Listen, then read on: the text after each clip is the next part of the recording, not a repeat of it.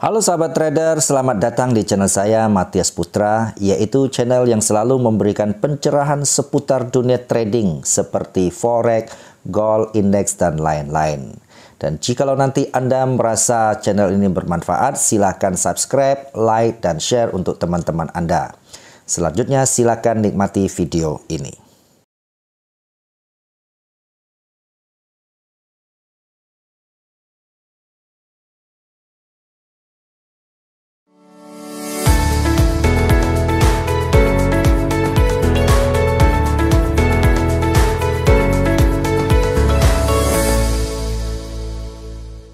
Halo teman-teman, jumpa lagi dengan saya Matias Putra di channel Matias Putra. Teman-teman, video yang tadi kita nonton tadi itu merupakan salah satu broker yang terbaik di Indonesia, yaitu Forex IMF ya. Teman-teman kalau mau mengerti lebih banyak, teman-teman saya udah siapin link di bawah deskripsi video ini juga ya. Jadi broker ini terkenal dengan pelayanan yang sangat baik karena zero complaint ya, artinya nol keluhan dari nasabah, berarti cukup baik ya. Jadi teman-teman silakan cari informasi jawabannya, dan broker ini juga banyak memberi support kepada para nasabahnya dengan berbagai edukasi secara free tentunya. Oke, baik.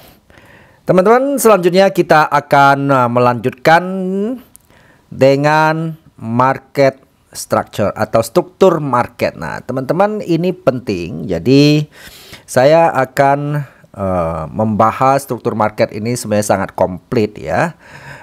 Karena waktunya kalau saya jelasin satu video panjang sekali, saya akan menjelaskan bertahap. Jadi dengan beberapa tahap atau beberapa fase atau part bagian ya teman-teman. Jadi silakan ikutin kalau mau itu secara detail, teman-teman harus ikutin dari 1 sampai selesai tentunya. Oke, ini yang pertama ya. Jadi sebenarnya sebelumnya saya sudah ada bahas ya secara ini teori-teorinya ya. Kali ini saya akan membahas supaya kita lebih konkret untuk bisa kita praktekkan misalnya ya. Nah, bicara struktur market itu, kalau sebelum-sebelumnya sebetulnya orang mengenal itu namanya trend ya. Sehingga kita tahu uptrend, downtrend. Nah, ketika kita bicara trend secara kasar, kan seringkali kita terjebak oleh karena terjadi pullback, bolak-balik pasar itu, market itu ya kan. Ya saya melihat uptrend, tapi ketika saya buy dia turun. Ketika saya lihat dia downtrend, saya sell dia naik. Jadi gimana dong, seperti market ada setannya gitu ya teman-teman. Saya sering ngomong begitu ya. Maka ada murid-murid saya juga ngomong begitu. Wah, ini kayak atau broker ini pasang CCTV nih untuk candlestick saya di rumah ya. Masa saya lihat dia sudah mau naik, saya buy kok langsung turun gitu kan. Padahal lihat sekencang-kencangnya dia turun, saya sell dia naik. Ada teman saya bahkan sampai mau lempar itu HP-nya. Marah dia ya. Oke. Nah, sebetulnya itu sangat penting. Jadi banyak pakar atau profesional percaya bahwa ketika kita mengerti sebuah tren dengan struktur market, maka dikatakan 70% sebenarnya probabilitas menang sudah di tangan ya. Kata para profesional, bukan kata saya teman-teman ya. Tentu ini disclaimer, jangan nanti teman-teman komplainnya ke saya pula ya. Oke, saya hanya menjelasin teman-teman. Jadi kita melihat ya, sebenarnya tren itu memulai, setahu saya itu memulai dari yang paling awal itu adalah dari Dow Theory ya. Kemudian saya lihat juga ada Wyckoff ya. Nah, jadi juga ada jelasin. Nah, waktu itu kan secara siklusnya sebenarnya ya, perputaran harga pasar itu akan selalu berulang kira-kira seperti ini teman-teman. Coba ya. Nah, kalau jadi ini kayaknya Wyckoff itu mau ngambil Dow Theory ya menurut saya ya. Nah, itu menurut saya. Kalau saya salah mohon tolong dibenarin. Jadi siklus market itu adalah selalu begini. Saya suka yang ini ya, yang biru. Nah, teman-teman ya.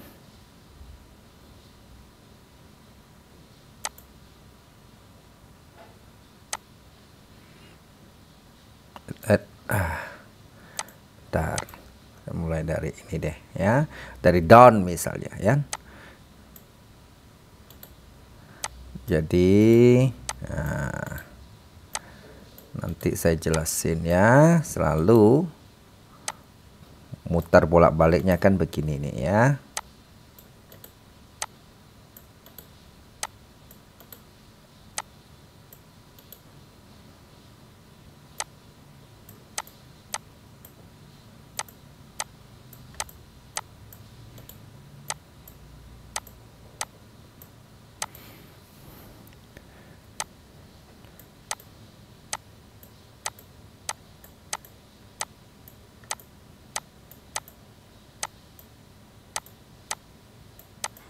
Nah, nanti mulai pokoknya ini sama ya, muter-muter.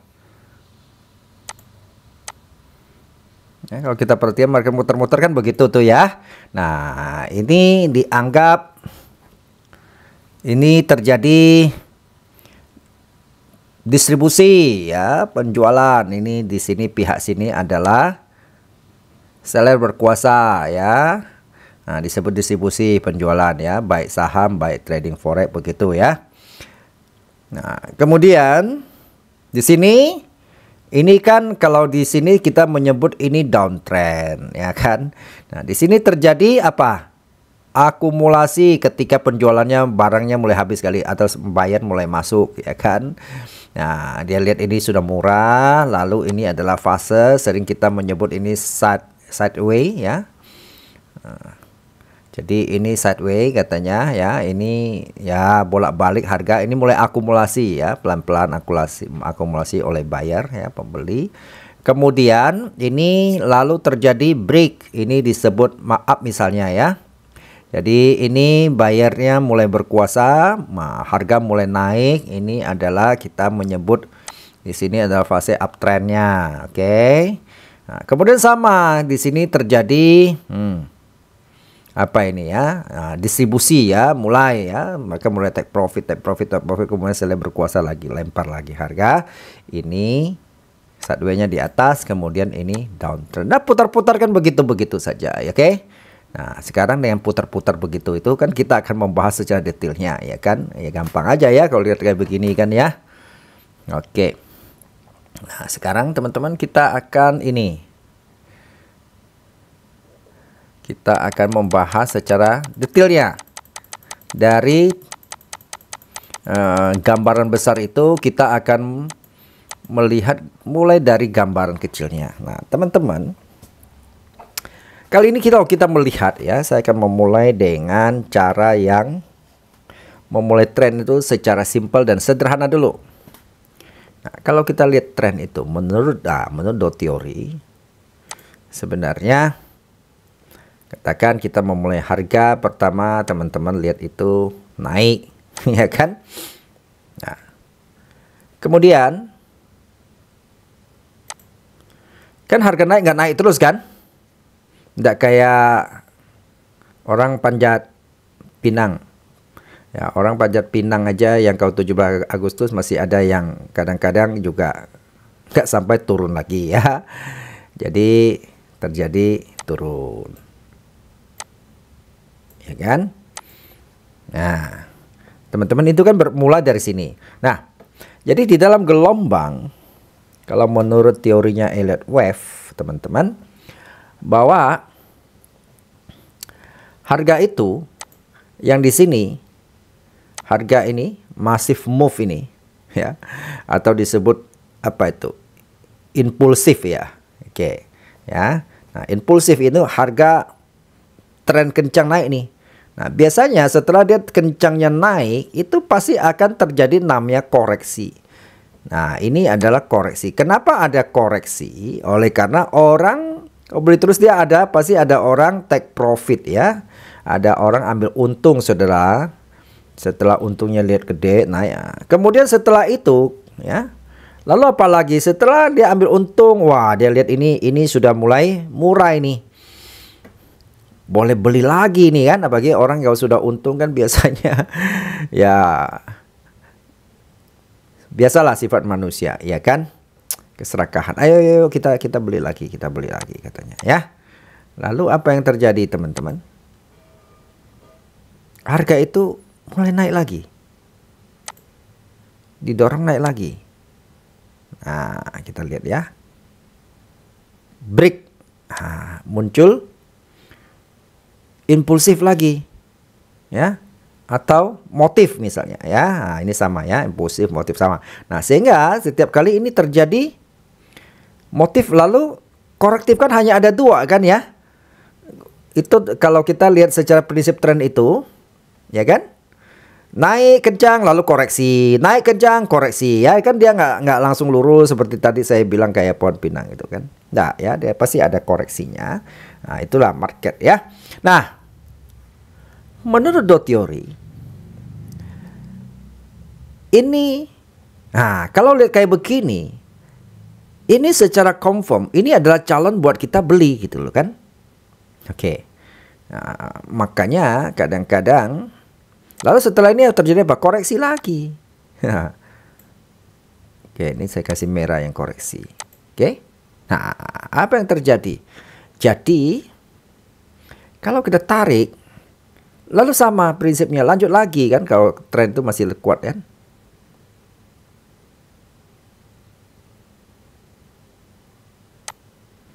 Nah, oke. Ini bentar ya, ini saya ubah jadi biar teman-teman nggak bingung. Oke, nah lalu jadilah tren itu seperti itu. Oke. Jadi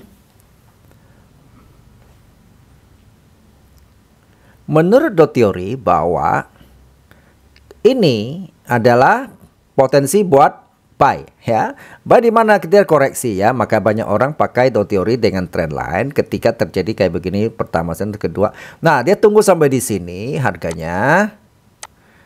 Mereka akan melakukan buy dengan harapan setelah koreksi harga naik. Gitu loh ya. Oke. Nah, teman-teman, ini adalah saya akan berbicara, kita melihat secara simpelnya.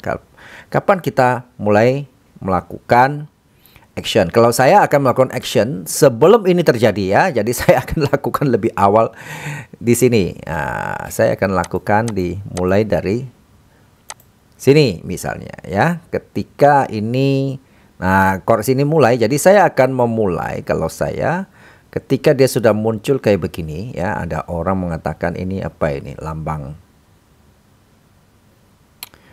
petir lah, ada bilang ini lambang apa ini, sampai ada orang mengatakan ini lambang PLN atau apa gitulah ya.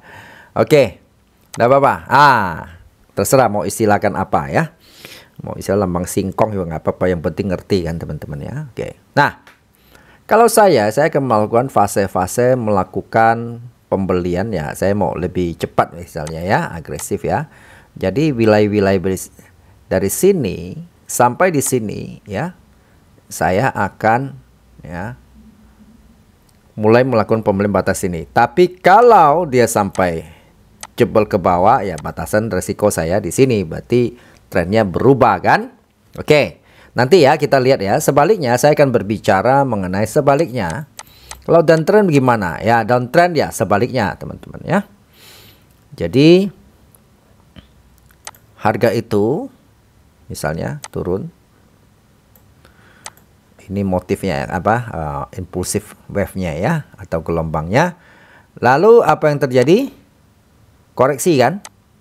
Dia kan nggak langsung turun-turun. Nah, lalu apa yang terjadi? Balik lagi dia lanjutin drop lagi ya. Nah, lalu koreksi lagi, lalu drop lagi ya. Oke, nah jadi downtrend confirm. Oke, nah jadi banyak orang akan tunggu di sini kan. Makanya kalau kita melihat teori kalau trading pakai teknikalnya trend line, katanya setelah 2 titik, maka titik ketiga inilah dia menunggu untuk buy atau sell. Nah, Seperti tadi saya bilang, kalau saya akan memulai ketika ini terjadi, ini belum terjadi, saya sudah akan nyambut ini gitu loh. Jadi saya akan melakukan mulai dari, ya ini adalah wilayah buy saya. Tentu kita tidak POI itu apa itu tempat-tempat ya, kita mencari tempat-tempat trigger untuk kita melakukan action. Nah, di situ kita butuh teknikal ya, butuh teknikal POI atau entry itu point of interestnya di mana gitu ya. Nah, itu teman-teman setelah trennya jelas ya. Oke, seperti apa? Nah, teman-teman kita sekarang lihat di chart secara simpel ya. Oke. Nah, ini apa ini? Ini gold ya. Emas. Nah, kalau kita lihat ya, kita lihat secara ini ya, nanti seri-seri berikutnya tentu akan lebih detail lagi. Nah, teman-teman kalau kita lihat, ini harga kan naik kan ya, secara kasat mata ya. Lalu, ini impulsif lalu korektif kan. Turun kan. Nah, oh ya saya mau jelasin tadi bahwa bukti dia ini turun atau nah ini harus dijebol ya. Ini katakan kalau kita anggap katakan ini adalah high di atas ya, orang sering sebut istilah ini. Lalu ini low kan? Ini lower high, artinya puncak yang lebih rendah. Ini harus dijebol ya. Ini baru confirm ya. Oke. Sebaliknya sama tadi ya. Saya mau jelasin bahwa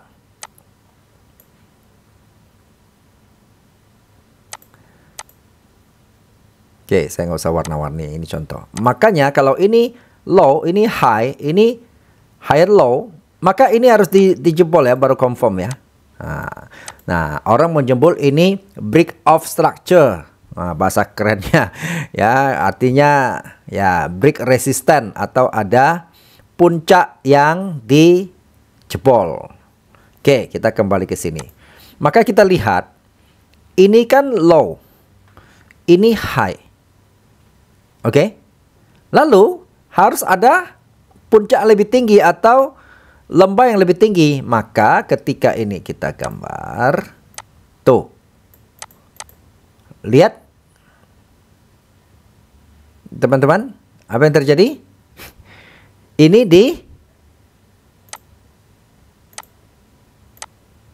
ditembus kan? Nah, ini confirm uptrend nih. Jadi kalau saya nggak mau tunggu-tunggu lagi, saya akan cari wilayah buy wilayah dari sini gitu. Ntar.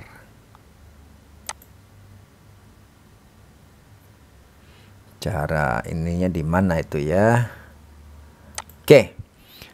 Gini deh. Jadi kalau saya akan cari wilayah ya, ini potensi buy ya sampai di sini ya kan. Kalau dia jebol di sini, saya takut dia ada berubah arah. Nah, kita lihat ya. Nah, teman-teman mau pakai pendekatan apa saja untuk terserah ya. Yang penting trennya itu penting. Misalnya kalau saya pendekatan pakai ini ya. Ini saya buang, nggak ganggu. Nah, misalnya saya mau buy dari mana ke mana?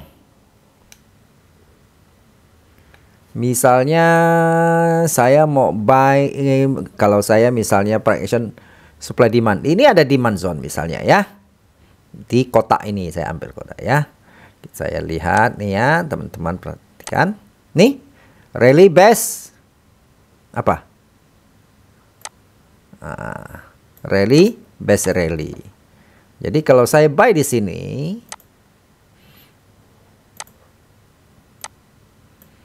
tuh harga naik tuh. Ini emas ya, kita lihat ini naiknya berapa poin tuh sampai di sini ya. 2.600-an poin ya. Artinya kalau kita tren sampai di sini, oke. Anggap ini kita kelewatan ya. Anggap ini kita kelewatan karena kita baru tarik lihat nih. Oke, nggak apa-apa. Kita lihat sepanjang di bawah ini apa lagi. Misalnya, nah sampai di sini ya. Oke. Boleh nggak misalnya saya juga lihat di sini ada apa ini? Ini juga rally, base rally ya. Saya melakukan pendekatan di sini menurut saya ada demand zone atau order block misalnya, ya kan? Nah, teman-teman lihat ya. Nah, ini dia kesentuh, dia naik. Kita lihat kesentuh lagi, enggak, masih jauh. Ini salah satunya ya. Jadi kita dapatnya POI-nya di sini. Nah, kemudian kalau di sini, jadi pokoknya di dalam kotak wilayah kotak ini saya akan melakukan action ya. Kita lihat masih ada lagi enggak ya? Mana lagi kita gambar deh. Oke, ini downtrend deh ya. Tadi uptrend kita gambar. Ini kan tuh. Tuh, betul kan? Dia motif atau impulsif lalu terjadi korektif kan? Harga kan nggak mungkin naik-naik terus ya. Nah, tuh. Benar? Habis itu ini harus jebol. Tuh. Boom, sampai di bawah. Nah, sampai di sini. Jadi, saya akan melakukan action. Jadi, wilayah-wilayah POI di sini. Nah, udahlah, nggak usah bahasa sederhananya. Wilayah-wilayah melakukan action sell, saya akan dari dalam kotak ini. Misalnya saya melihat di sini apa ini? Oh, ini ada order block misalnya ya. Atau supply zone. Saya akan melakukan di sini. Kan? Nah, teman-teman lihat harganya turun tuh ya. Nah, berapa? Poin kita lihat. Wah, 4.400 poin loh ya, gol loh ya. Nah, kenapa teman-teman kalau sudah lewat sini saya nggak mau tuh. Ini sudah break ini. Harga berubah balik kan. Kalau di atas di sini saya sudah nggak mau. Karena ini dia sudah melewatin batas struktur market saya. Nah, di sini kita bisa melakukan sampai di sini ya. Kalau dia sudah jebol ya, saya tidak mau lagi. Oke? Nah, kita lihat ada contoh lagi nggak ya? Kita lanjut ya, biar kita makin mahir. Nah, kayak gini lagi kan? Nah, kita tinggal gambar saja dari sini. Ini kan gampang. Kenapa nggak jalan? Sorry. Oke. Misalnya kita lihat dari sini ke sini. Ya, sini. Oke. Sini. Mana? Sini, ya kan? Nah, kita akan lihat jadi batas saya itu adalah dari sini sampai ke sini. Apa ini? Yang tadi sinyal apa ini? Oke. Nah, jadi saya akan ambil dari sini sampai sini. Saya lihat di sini apa ini? Ada. Wah, di sini ada rally base ini, ada demand zone saya. Dapat enggak tuh? Dapat ya. Kemudian ini terakhir ya. Ini yang gerakan hari ini sampai di sini. Nah, teman-teman. Nah, kalau yang begini, ini yang disebut akumulasi, ini sideways ya. Kita nggak tahu dia mau kemana, mau turun atau mau naik. Nah, tapi batasnya kayak begini teman-teman. Oke. Jadi untuk seri kali ini sampai di sini teman-teman. Jadi tunggu seri berikutnya minggu depan ya. Jadi saya akan membuat lebih detail sehingga nanti kita bisa mengerti. Dengan cara mengerti maka kita akan kita ambil keputusan berdasarkan struktur market, itu akan jauh lebih jelas dan lebih profitable. Oke. Sampai ketemu di video selanjutnya.